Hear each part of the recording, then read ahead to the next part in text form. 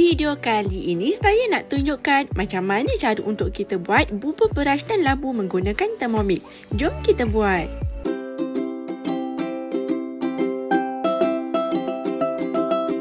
Mula-mula sediakan berasnya dibasuh dan sedikit labu kuning. Anda juga boleh tambahkan sedikit protein. Masukkan berasnya dibasuh.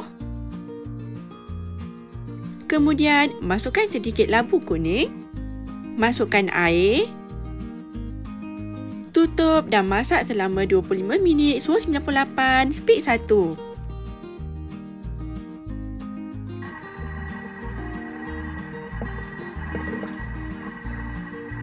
Dah siap. Tekstur bubur ini agak kasar untuk bayi 6 bulan.